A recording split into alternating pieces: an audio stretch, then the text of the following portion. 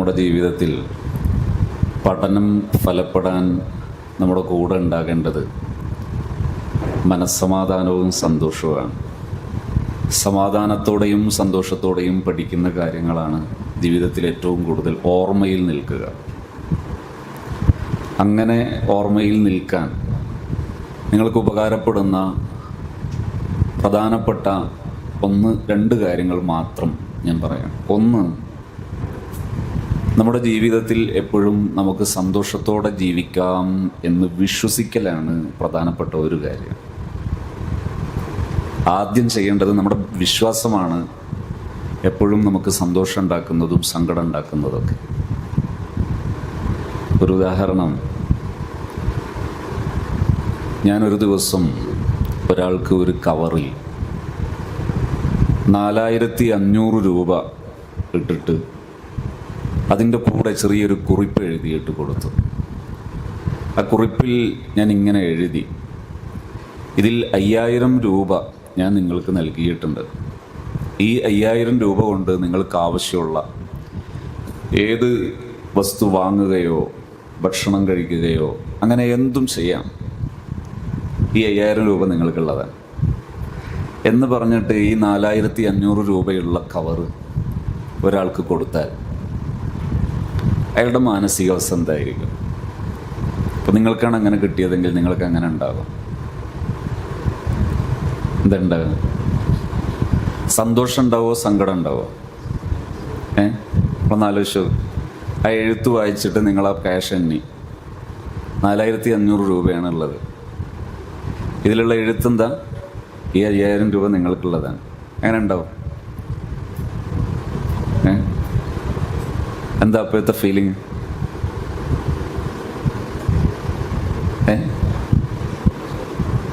എന്താ?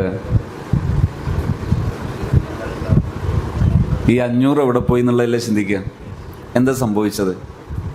അയാൾക്ക് 500 നഷ്ടപ്പെടുകയാണോ ചെയ്തത്? 4500 കിട്ടുകയാണ് ചെയ്തത്. പക്ഷെ അയാൾ സങ്കടപ്പെടുന്നത് എന്തുകൊണ്ടാണ്? 5000 രൂപയുണ്ട് എന്ന വിശ്വാസമാണ് അയാളെ സങ്കടപ്പെടുത്തുന്നത്. ഇതാണ് ജീവിതത്തിൽ നമ്മൾ വിശ്വസിക്കേണ്ട ഏറ്റവും പ്രധാനപ്പെട്ടൊരു കാര്യം. നമ്മുടെ അഖീദയാണ് ഏറ്റവും വലിയ വിഷയം. നമുക്കെല്ലാ നേട്ടങ്ങളും നേടിത്തരുന്നത് ഈ അഖീദയാണ്. എല്ലാ നേട്ടങ്ങളും നമുക്ക്, എല്ലാ സന്തോഷങ്ങളും നമുക്ക് നേടിത്തരുന്ന ഈ വിശ്വാസമാണ്, ബിലീവ്. എന്താണോ നിങ്ങൾ വിശ്വസിക്കുന്നത് അതിനനുസരിച്ചാണ് നിങ്ങൾക്ക് നിങ്ങളുടെ മനസ്സിനെ മുന്നോട്ട് കൊണ്ടുപോകാൻ സാധിക്കുന്നത്. അപ്പോൾ ആദ്യം എൻ്റെ പ്രിയപ്പെട്ട ബഹുമാന്യരായ വിദ്യാർത്ഥികൾ ചെയ്യേണ്ടത് ലൈഫിൽ എപ്പോഴും നമുക്ക് സന്തോഷത്തോടെയും സമാധാനത്തോടെയും ജീവിക്കാൻ കഴിയും എന്നതാണ്. അഷ്റഫുൽ ഖൽഖ് സയ്യിദുനാ മുഹമ്മദ് റസൂലുള്ളാഹി സ്വല്ലല്ലാഹു അലൈഹി വസല്ലം തങ്ങൾ പഠിപ്പിച്ചതല്ലേ, അജബൻ ലി അംറിൽ മുഅ്മിൻ ഇന്ന അംറഹു കുല്ലഹു ലഹു ഖൈർ ഇന്ന അസാബത്തുഹു സർറാ ശക്കറ ഫകാന ഖൈറൻ ലഹു വഇന്ന അസാബത്തുഹു ലറാഉ സ്വബറ ഫകാന ഖൈറൻ ലഹു. ലൈഫിൽ 2 തരേ ഉള്ളൂ, ഒന്ന് സർറ ഒന്ന് സല്ലറ. ഈ സന്തോഷമായാലും സന്താപമായാലും ആ സമയത്തെ ഒരാളുടെ സമീപന രീതി എന്താണ്, അതിനോടുള്ള ആറ്റിറ്റ്യൂഡ് എന്താണ്, അതിനോടുള്ള സമീപന രീതി എന്താണ്, അതിനനുസരിച്ച് അയാൾക്ക് ജീവിതത്തിൽ സന്തോഷം ഉണ്ടാകും. അതെല്ലാം പ്രതിഫലർഹമാണ്, അതെല്ലാം നന്മ മാത്രമാണ്. അപ്പോൾ ലൈഫിൽ ഒരു സത്യവിശ്വാസിയുടെ സമീപന രീതി ജീവിതത്തിൽ എപ്പോഴും നമുക്ക് സന്തോഷവും സമാധാനവും അർഹമാണ്. We are worth loving. നമ്മൾ എപ്പോഴും അഹ്ലു ഖൈറാണ്, അഹ്ലു സുറൂറാണ്, സന്തോഷിക്കാനും നന്മക്കും അർഹതപ്പെട്ടവരാണെന്ന് വിശ്വസിക്കലാണ് പ്രധാനം. ഒരു വിദ്യാർത്ഥി ജീവിതം എന്ന് പറഞ്ഞാൽ മരണം വരെ വിദ്യാർത്ഥി ജീവിതമാണ്. വിദ്യാർത്ഥി ജീവിതം അവസാനിക്കലില്ലല്ലോ. അപ്പോൾ ഈ വിദ്യാർത്ഥി ജീവിതം സന്തോഷിക്കാനുണ്ടാകേണ്ടത് ഈ ബിലീഫാണ്. അഥവാ സന്തോഷത്തോടെ ജീവിക്കാൻ നമുക്ക് കഴിയും, മനസ്സമാധാനത്തോടെ ജീവിക്കാൻ നമുക്ക് പറ്റും എന്ന വിശ്വാസമാണ് ആദ്യം വേണ്ടത്.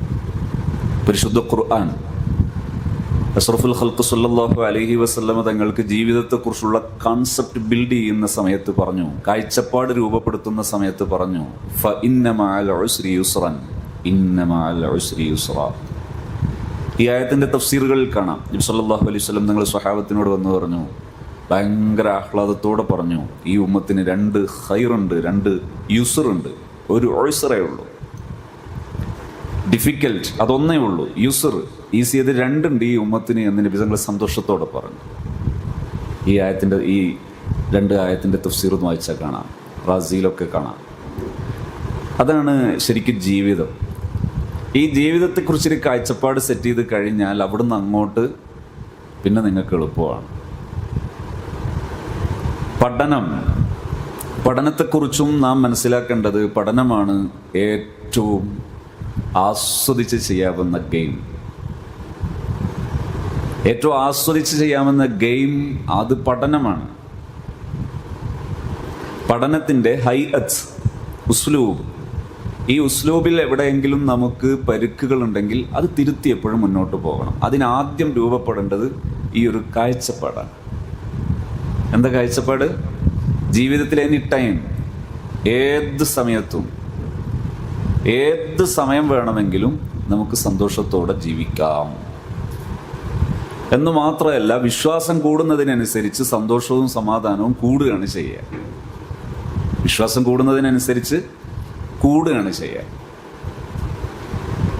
അലാ ഇന്ന ഔലിയാ അല്ലാഹി ലാ ഖൗഫുൻ അലൈഹിം വലാ ഹും യഹ്സനൂൻ അല്ലദീന ആമനൂ വകാനൂ യത്തഖൂൻ ലഹുമുൽ ബുശ്റാ ഫിൽ ഹയാത്തിദ് ദുനിയാ വഫിൽ ആഖിറ ലാ തബ്ദീല ലികലിമാത്തില്ലാഹി ദാലിക്കൽ ഫൗസുൽ അദീം.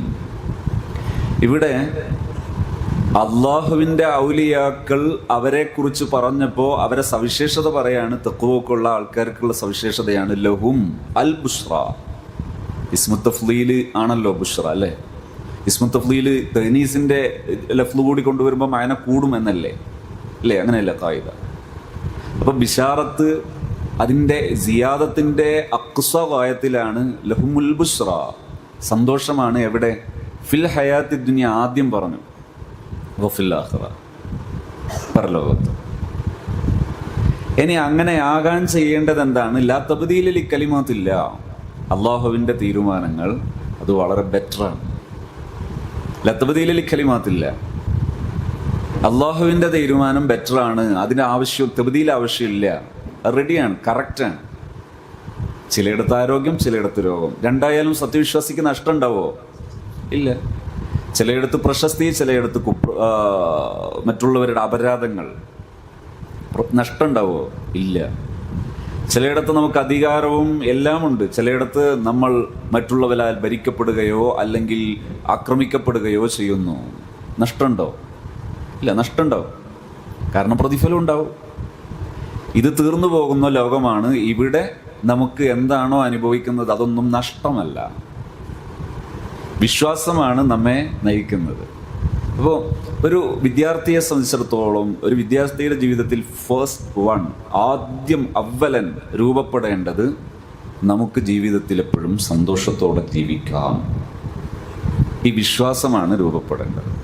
ഈ വിശ്വാസം രൂപപ്പെട്ടതിന് ശേഷം പിന്നെ നമ്മുടെ പഠനത്തെക്കുറിച്ച് വിശ്വസിക്കേണ്ടത്, പഠനം നമുക്ക് എപ്പോഴും എളുപ്പം നിർവഹിക്കാൻ പറ്റുന്നതാണ്.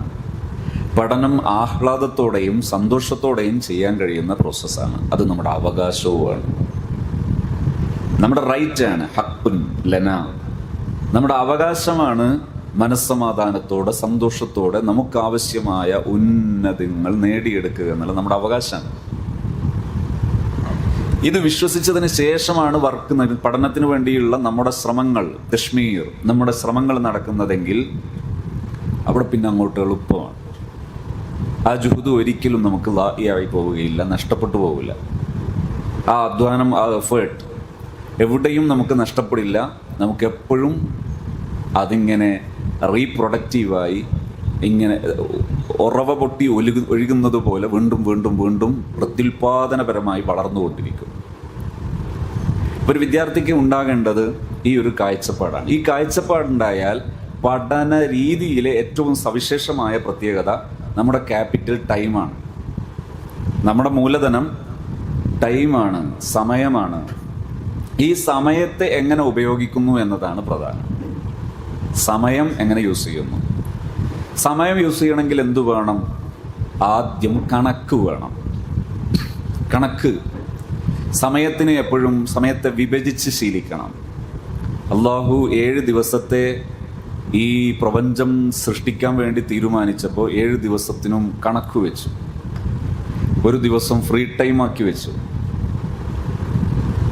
അപ്പോൾ അങ്ങനെ മനുഷ്യൻ ഇതിനെ അനുധാവനം ചെയ്യണം. അങ്ങനെ വർക്കുകൾ ചെയ്യുന്ന സമയത്ത്, നമ്മളെ ജോലികൾ ചെയ്യുന്ന സമയത്തും ഇതേപോലെയുള്ള ഉത്തരവാദിത്വത്തിലും വേണം ഈ തഖ്സീം, ഈ ഡിവൈഡിങ്, ഈ ഷെഡ്യൂളിങ്. അത് എന്തിലും വേണം? ഉത്തരവാദിത്വ നിർവഹങ്ങളിലും വേണം. ഇപ്പോൾ പഠിക്കുന്ന സമയത്ത് ക്യാപിറ്റലായ ടൈം അത് യൂസ്ഫുൾ ആകണമെങ്കിൽ ആ ടൈമിനെ വരച്ച് ശീലിക്കണം. 7 ദിവസത്തെ അള്ളാഹു വരച്ചു, 7 ദിവസങ്ങളാക്കി വരച്ചു. തിങ്കൾ, ചൊവ്വ, അഹദ്, ഇസ്നൈൻ, തലാസ, അർബിയ, ഇങ്ങനെ ഓരോന്നിനെയും ഇങ്ങനെ എണ്ണിത്തിരിച്ചു. ഇതുപോലെ ദിവസത്തിലെ സമയങ്ങളെയും നാം ഡിവൈഡ് ചെയ്യാം. ലോകത്ത് പ്രഗത്ഭരായ ആൾക്കാർ, ലോകം വെട്ടിപ്പിടിച്ച ലോകപ്രശസ്തർ, സമ്പന്നര്, സംരംഭകര്, ലോകം പ്രശസ്തി നേടിയ ആൾക്കാർ, ഇവരൊക്കെ ഏറ്റവും കൂടുതൽ ഫോളോ ചെയ്തിരുന്ന ഒരു റൂളാണ് സമയത്തെ യൂസ്ഫുൾ ആക്കുക, സമയത്തെ എണ്ണിയെടുത്തുപയോഗിക്കുക. അതായിരുന്നു അവരുടെ ഏറ്റവും സൂക്ഷ്മമായ ഇടപെടൽ. ഇത് ഒരു വിദ്യാർത്ഥിയുടെ സവിശേഷമായ ഒരു പ്രത്യേകതയാണ്. സമയത്തെ ഷെഡ്യൂൾ ചെയ്ത് ഉപയോഗിക്കുകയാണോ? ഇന്ന് സാമ്പത്തികം വിലയിരുത്തുമ്പോൾ ഒരുപക്ഷെ യൂസുഫ് അലിയും നമ്മുടെ ഈ റോഡ് സൈഡിലുള്ള ഏതെങ്കിലും ഒരു പെട്ടിക്കട നടത്തുന്ന ആളും രണ്ടാളും ഉപയോഗിക്കുന്നത് 24 മണിക്കൂർ തന്നെയാണ്. രണ്ടാളും ഉപയോഗിക്കുന്നത് 24 മണിക്കൂറാണ്. വ്യത്യാസം ഒന്ന് അവരുടെ കാഴ്ചപ്പാട്, രണ്ട് അവർ സമയം ഉപയോഗിക്കുന്നതിൻ്റെ രീതിയാണ്. ലോകപ്രശസ്തരായ പണ്ഡിതന്മാരും ഇപ്പോൾ ബിരുദം എടുത്ത ആൾക്കാർ, ഇവിടുത്തെ ബിരുദമായാലും അല്ലാത്ത നമ്മുടെയൊക്കെ സ്ഥാപനങ്ങളിലെ ബിരുദമാണെങ്കിലും, ഇവിടെ അൽഹംദുലില്ലാ പാലക്കാട് കേരളത്തിൽ തന്നെ ശ്രദ്ധേയമായ ഒരു സ്ഥാപനമാണ് ഹസനിയ. ഇവിടെ നിന്ന് ബിരുദമെടുത്ത ധാരാളം പണ്ഡിതന്മാരെ കാണാം. എല്ലാവരും ഒരുപോലെയാണോ? അല്ല. അവരുടെ സമയത്ത് ഉപയോഗിക്കുന്നത് പോലെ അതിന് മാറ്റം ഉണ്ടാകും. അഖ്ല് എന്നതൊരു പാത്രമാണല്ലോ, പ്രധാനത്തിൽ നമ്മൾ പറഞ്ഞതല്ലേ. അഖ്ല് ഒരു പാത്രമാണ്. ഈ പാത്രത്തിന് മാത്രം പ്രത്യേകതയുണ്ടോ? സ്വർണമില്ലാത്ത ഒരു സ്വർണം വിട്ടുവെക്കുന്ന ഒരു ബോക്സ്, അതിന് വല്ല സവിശേഷതയുണ്ടോ? ആ ബോക്സിന് സവിശേഷത ഉണ്ടാകുന്നത് എപ്പോഴാണ്? അതിൽ സ്വർണം വെച്ചാലാണ്. ഇതുപോലെ അഖ്ല് എന്ന് പറയുന്നത് എല്ലാവർക്കും ഉണ്ട്.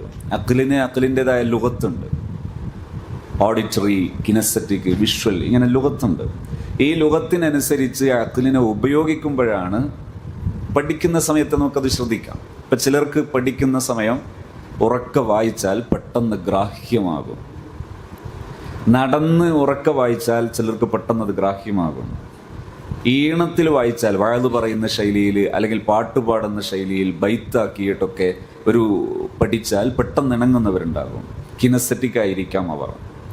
ചിലർക്ക് വായിച്ചാൽ മതി, ലൗഡ്ലി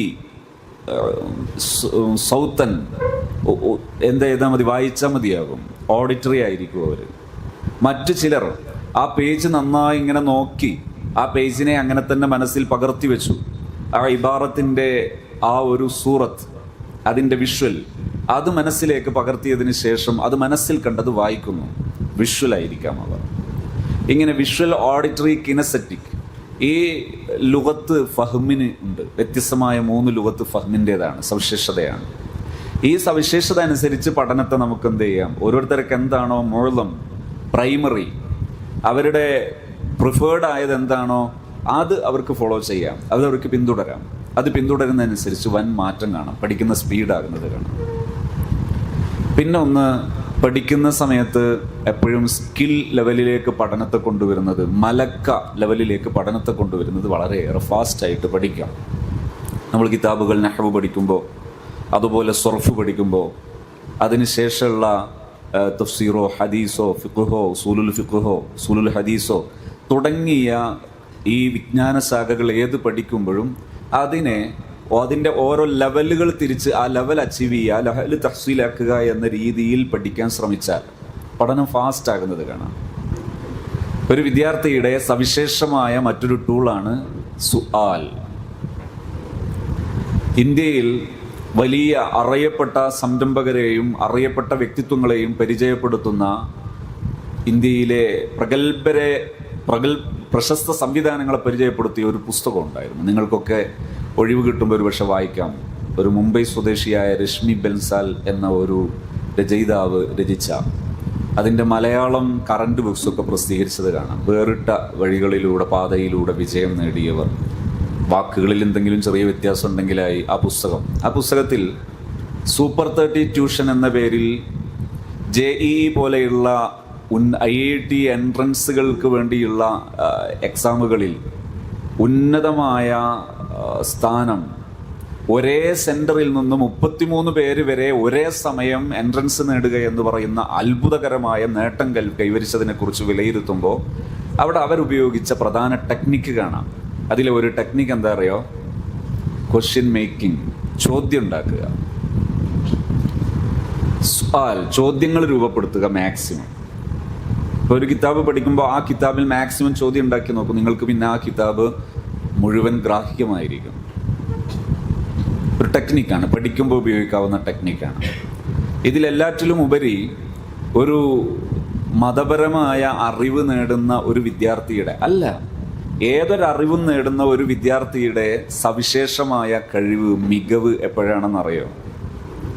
കുറേ ഡാറ്റകൾ ശേഖരിക്കുന്നതിലല്ല ഒരു വിദ്യാർത്ഥിയുടെ മികവ്. ഡാറ്റകൾ ശേഖരിക്കാൻ നമ്മുടെ കമ്പ്യൂട്ടറുകൾക്ക് സാധിക്കും, ലാപ്ടോപ്പുകൾക്ക് സാധിക്കും, മറ്റു ഈ ഡിവൈസുകൾക്കൊക്കെ സാധിക്കും. അതിലെ യോഗ്യതകൾ നമ്മളെ സ്വാധീനിക്കുമ്പോഴാണ്, ഔസാഫുകൾ നമ്മളെ സ്വാധീനിക്കുമ്പോഴാണ് വിദ്യാർത്ഥിക്ക് പ്രസക്തിയുള്ളൂ. ഒരു ക്യാമ്പസിൽ മുതിർന്ന ഒരു വിദ്യാർത്ഥി ജൂനിയറായ അദ്ദേഹത്തിൻ്റെ താഴെത്തട്ടിലുള്ള ഒരു വിദ്യാർത്ഥിയെ സെർവ് ചെയ്യണം, ആ വിദ്യാർത്ഥിക്ക് സർവീസ് ചെയ്യണം, സേവനം ചെയ്യണം എന്ന മനോഭാവം വെച്ച് പുലർത്താൻ കഴിയുന്നുണ്ടെങ്കിൽ ആ സീനിയർ വിദ്യാർത്ഥി ഉന്നതനാണ്, കഴിവുറ്റവനാണ്. കാരണം ലീഡർഷിപ്പിലെ മേജർ ഹൈലൈറ്റ്, ഏറ്റവും പ്രധാനപ്പെട്ട ഹൈലൈറ്റ് എന്താണ്? സയ്യിദുൽ ഖൗമി ഖാദിമുഹു. ഖിദ്മത്താണ് ഏറ്റവും വലിയ വാല്യുബിളായ ഒരാളുടെ ഹൈലൈറ്റ്. അതാണ്. സർവീസ് ചെയ്യാൻ കഴിയുക എന്നത് ഒരാളുടെ ക്വാളിറ്റിയാണ്. തല്ലിത്തോൽപ്പിക്കുക എന്നുള്ളത് കഴിവൊന്നുമല്ല. മൃഗങ്ങൾക്കൊക്കെ സാധിച്ചേക്കും. തല്ലുമാല, ഒരു സ്കൂളിലെ വിദ്യാർത്ഥി മറ്റു സ്കൂളിലെ വിദ്യാർത്ഥിയെ തല്ലുക, മുതിർന്ന വിദ്യാർത്ഥി ജൂനിയർ വിദ്യാർത്ഥിയെ തല്ലുക, അതൊക്കെ വൃത്തികേടാണ്, ഖബീഹാണ്, വളരെ അഴുക്കുചാലാണ്. അതൊക്കെ വിദ്യാർത്ഥിയുടെ സവിശേഷതയല്ല. ഒരു വിദ്യാർത്ഥിക്കുണ്ടാകേണ്ട ക്വാളിറ്റിയാണ് തൻ്റെ സൊസൈറ്റിയെ ഉൾക്കൊള്ളാൻ കഴിയുക, തൻ്റെ സൊസൈറ്റിയെ ഇൻക്ലൂസീവായിട്ട് സമീപിക്കാൻ കഴിയുക, തൻ്റെ ഈ ഒരു സമൂഹത്തെ ഉൾക്കൊള്ളാൻ കഴിയുക. സ്വന്തം മാതാവിൻ്റെ മുമ്പിൽ, പിതാവിൻ്റെ മുമ്പിൽ സംതൃപ്തനാകാൻ കഴിയാത്തൊരു വിദ്യാർത്ഥി, അവൻ്റെ കയ്യിലുള്ള ഒന്നിനും ഒരു ഗുണവുമില്ല. സ്വന്തം ഉമ്മയുടെ അടുക്കൽ, സ്വന്തം ഉപ്പയുടെ അടുക്കൽ മർലിയാകാൻ, തൃപ്തനാകാൻ കഴിയാത്തൊരു വിദ്യാർത്ഥിക്ക് ഒരു സവിശേഷതയില്ല, ഒരു ക്വാളിറ്റിയുമില്ല. അതിനേക്കാൾ ഒരുപക്ഷെ നല്ലത് ആ കമ്പ്യൂട്ടർ തന്നെയാണ്. ആ ഡാറ്റ കുറച്ചുകൂടി അവിടെ സേവ്ഡാണ്. ഒരു വിദ്യാർത്ഥിയുടെ ഏറ്റവും വലിയ ക്വാളിറ്റി അവൻ്റെ സ്രഷ്ടാവിനെ അറിയാൻ കഴിയുക, ആ സ്രഷ്ടാവിൻ്റെ ആളാകാൻ കഴിയുക എന്നുള്ളതാണ് ഏറ്റവും വലിയ ക്വാളിറ്റി. അത് പ്രാഥമിക തലം മുതലേ പരിശീലിച്ചു വരേണ്ട ഒരു സാധനമാണ്. നമ്മൾ നടക്കുമ്പോൾ, നമ്മൾ ഇരിക്കുമ്പോൾ, നമ്മളൊരു സദസ്സിൽ ഒരുമിച്ച് കൂടുമ്പോൾ, ഇപ്പം നമ്മളിവിടെ സദസ്സിൽ ഒരുമിച്ച് കൂടുമ്പോൾ ആദ്യം പറഞ്ഞ വാചകം ബിസ്മില്ലാഹിർ റഹ്മാനിർ റഹീം. ബിസ്മില്ലാഹിർ റഹ്മാനിർ റഹീം എന്ന് പറയുന്നത് ഒരു സൈനാണ്. അള്ളാഹുവിൻ്റെയും എൻ്റെയും ഇടയിലുള്ള മഹബത്തിൻ്റെ ഒരു സൈനാണ് ബിസ്മില്ലാഹിർ റഹ്മാനിർ റഹീം. നമ്മൾ ഇന്ന് രാവിലെ എഴുന്നേറ്റ് സുജൂദ് ചെയ്യുന്നു. സുജൂദ് ചെയ്യാൻ കഴിയുക എന്നത് അവർണ്ണനീയമായ ഒരു സൗഭാഗ്യമാണത്. ആസ്വദിച്ച് ചെയ്യേണ്ട ഒരു വാക്കുകൾക്ക് വർണ്ണിക്കാൻ കഴിയാത്ത ഒരു സൗഭാഗ്യമാണത്. സുജൂദ് ചെയ്യാൻ കഴിയുക വലിയൊരു സൗഭാഗ്യമാണത്. അത് ആസ്വദിച്ച് ചെയ്യാൻ കഴിയുന്നവനായിരിക്കണം ഒരു മതവിദ്യാർത്ഥി. അതേത് ജൂനിയർ തലം മുതൽ എത്ര സീനിയോറിറ്റി ഉള്ളവർക്ക് വരെ സാധിക്കേണ്ട ഒന്നാണ് തൻ്റെ ആരാധനകളിൽ. കാരണം ടൈം ലൈനിൽ ഏറ്റവും കൂടുതൽ തിളങ്ങി നിൽക്കുന്ന, മാറ്റി നിർത്താൻ കഴിയാത്ത ഒരു പ്രധാനപ്പെട്ട ടേണിങ് എല്ലാറ്റിലും വരുന്നതാണ് നിസ്കാരം. തുലൂഴ് ഒരു ടേണിങ്ങാണ്. ളുഹറിൻ്റെ സമയത്തെ ഈ നേരെ വരുന്നൊരു സമയം ടേണിങ്ങാണ്. അസ്ർ തിരിച്ചുപോക്കിൻ്റെ ഒരു ടേണിങ്ങാണ്. ഖുറൂബ് തിരിച്ചുപോക്കിൻ്റെ നെക്സ്റ്റ് ടേണിങ്ങാണ്. പിന്നെ ഇശാഇൻ്റെ അഷ്ഫഖുൽ അഹ്മർ, അത് മായുന്ന ആ സമയം, ഇതൊരു ടേണിങ്ങാണ്. ഈ ടേണിങ്ങുകളിലെല്ലാം സുജൂദ് ചെയ്യാൻ കഴിയുക എന്നത് ഏറ്റവും ആസ്വദിച്ച് ചെയ്യേണ്ട ഒരു സാധനമാണ്. ഏറ്റവും ആസ്വദിച്ച് മാത്രം ചെയ്യേണ്ട ഒന്നാണ്. അത് വിദ്യാർത്ഥിയാണ്, പ്രത്യേകിച്ച് മതവിദ്യാർത്ഥിയാണ് അത് ഏറ്റവും കൂടുതൽ പ്രാക്ടീസ് ചെയ്യേണ്ടത്. നിരന്തരം പ്രാക്ടീസ് ചെയ്യണം. ഒരു പഠിക്കാനിരിക്കുന്ന സമയത്ത് നമ്മളെ ഫ്രണ്ട്ഷിപ്പ് സർക്കിൾ, നമ്മുടെ ഈ നല്ല ബന്ധങ്ങളുടെ അതിൻ്റെ വൃത്തം, ആ വൃത്തം എപ്പോഴും ഇങ്ങനെ തഖ്വിയത്ത് നിരന്തരം ശക്തിപ്പെടുത്തേണ്ടതാണത്. ഒരു കിതാബ് എടുത്ത് മുമ്പിലിരിക്കുമ്പോൾ മീസാനാണെങ്കിൽ ബഹുമാനപ്പെട്ട മുഹമ്മദ് ലബ്ബൽ ഖാഹിരി റഹിമഹുല്ല, അവിടെ നിന്ന് അങ്ങോട്ട് ഇനി തുഹ്ഫയാണെങ്കിൽ ബഹുമാന്യനായ ഒരു കാലഘട്ടത്തിൻ്റെ മുജദ്ദിദായ, വാക്കുകൾ കൊണ്ട് പറഞ്ഞാൽ തീർക്കാൻ കഴിയാത്ത സമുദ്ര സമാനരായ പണ്ഡിതൻ ബഹുമാനപ്പെട്ട ഇബ്നു ഹജർ ഹൈത്തമി റളിയല്ലാഹു അൻഹു, കേരളീയരുമായി അഭേദ്യമായി ബന്ധമുള്ള ഒരു ലോകോത്തര പണ്ഡിതനാണ് ഇബ്നു ഹജർ റളിയല്ലാഹു അൻഹു. ഈ കിതാബ് എടുത്ത് തുഹ്ഫ എടുത്ത് മുമ്പിൽ ഇരിക്കുമ്പോൾ ആ ഇബ്നു ഹജർ റളിയല്ലാഹു അൻഹുവും നമ്മളും തമ്മിൽ കണക്റ്റഡ് ആകുന്ന ഒരു പോയിന്റാണത്. ആ മഹാന്മാരുടെ മദത് കിട്ടാൻ കാരണമാകുന്ന ഒരു പോയിന്റാണത്. ഫത്ഹുൽ മുഈൻ എടുത്ത് മുമ്പിൽ ഇരിക്കുമ്പോൾ ലോക മുസ്ലിം ജനത ആദരവോടുകൂടെ കാണുന്ന ഒരു ഗ്രന്ഥമാണ് ഫത്ഹുൽ മുഈൻ. ബഹുമാനപ്പെട്ട അൽ ഇമാം സൈനുദ്ദീൻ അൽ മഖ്ദൂം റളിയല്ലാഹു അൻഹു, മഹാനവറുകളും നമ്മളും കണക്റ്റഡ് ആകുന്ന ഒരു പോയിന്റാണത്. അവരെ മനസ്സിൽ ജനിപ്പിക്കണം, മനസ്സിൽ കൊണ്ടുവരാൻ കഴിയണം.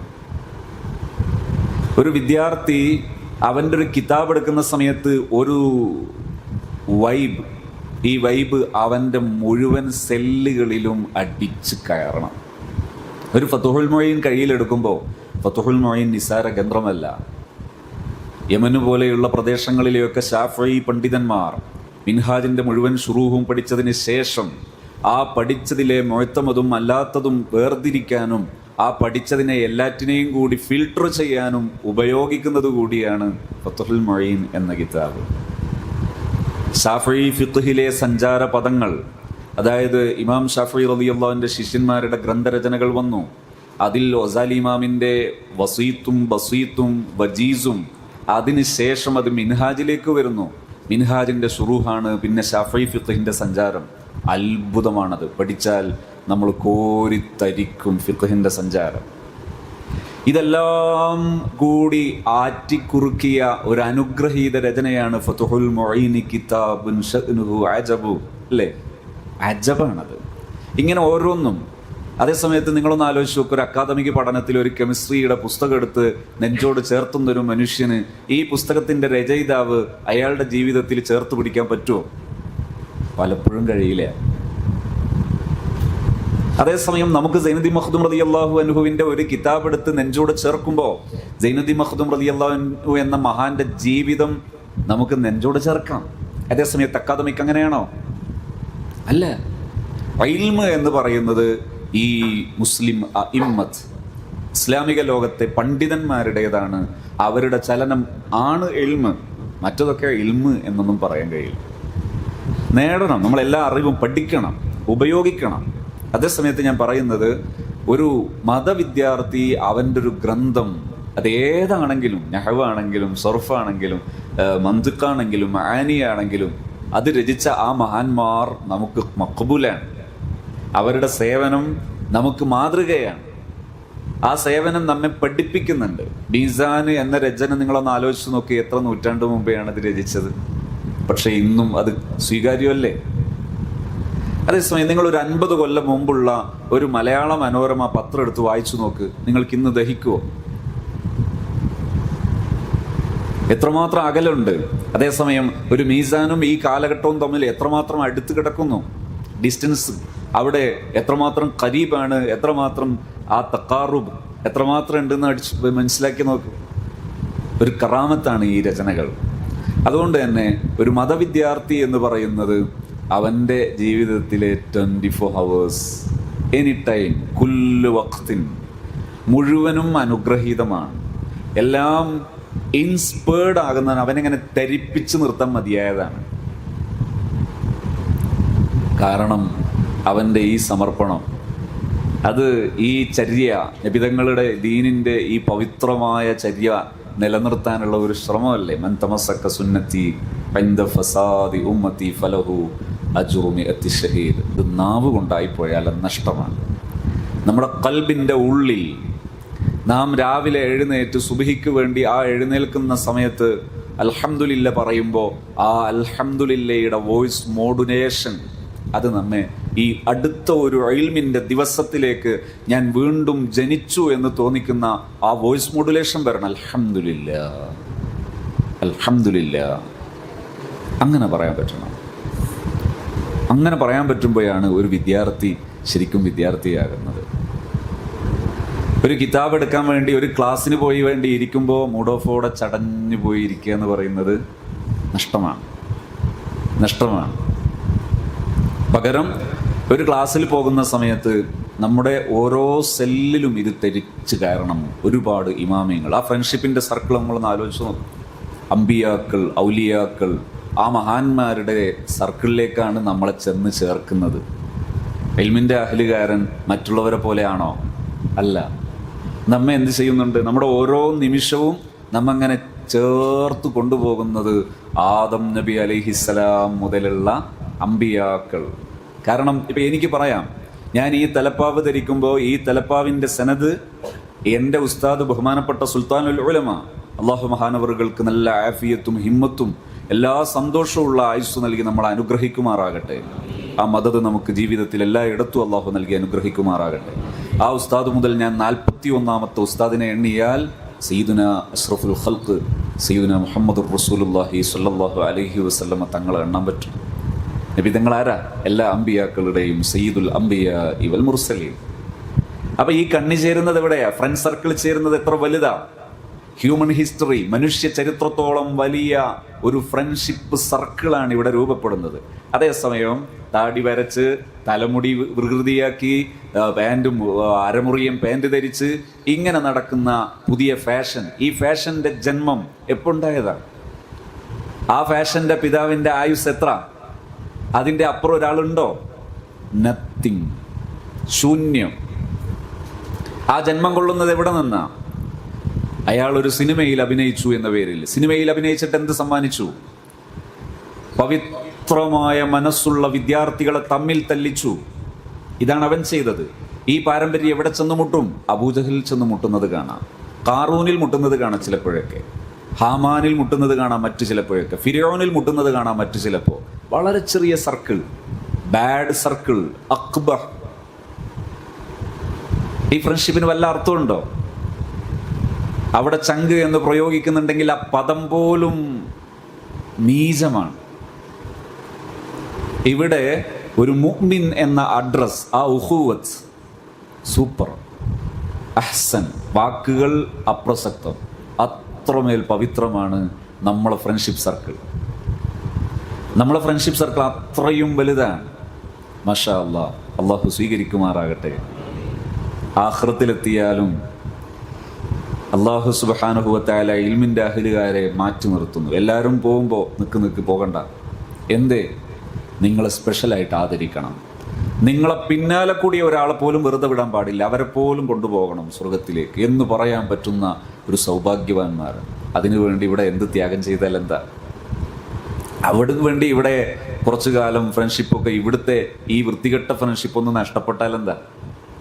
സർക്കിൾ വളരെ ചെറുതായ സർക്കിൾ ഒഴിവായിട്ട് വലിയൊരു ഫ്രണ്ട്ഷിപ്പ് സർക്കിൾ ലഭിച്ചാൽ അതല്ലേ നേട്ടം? അള്ളാഹു നമുക്കങ്ങനെ ചിന്തിക്കാനും അത് നമ്മുടെ ജീവിതത്തിൻ്റെ ഭാഗമാക്കാനും തൗഫീഖ് നൽകുമാറാകട്ടെ. ഞാൻ ഒന്നുകൂടി ആദ്യം പറഞ്ഞ ആ ഖൗൽ തഈദ് ചെയ്ത് പറയുന്നു. ജീവിതം സന്തോഷിച്ച് ജീവിക്കാനുള്ളതാണ്. ജീവിതം ആത്മാഭിമാനത്തോടെ ജീവിക്കാനുള്ളതാണ്. ലാ തഹിനു വലാ തഹ്സനു വഅൻതുമുൽ അഅലൗൻ ഇൻ കുൻതും മുഅ്മിനീൻ.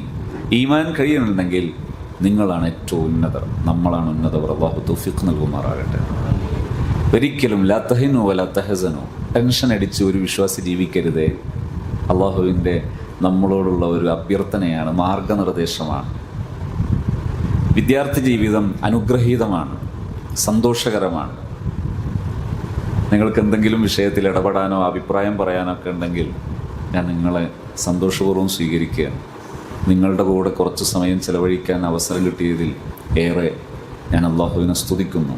നിങ്ങളെ ഈ സമയം വിനിയോഗിച്ചതിൽ എവിടെയെങ്കിലും നിങ്ങൾക്ക് ചെറിയ പ്രയാസം ഉണ്ടായിട്ടുണ്ടെങ്കിൽ ക്ഷമ ചോദിക്കുന്നു.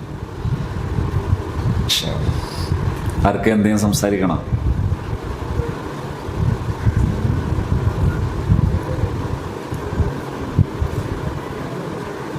ആർക്ക് വേണമെങ്കിലും ഇങ്ങോട്ട് സംസാരിക്കാം.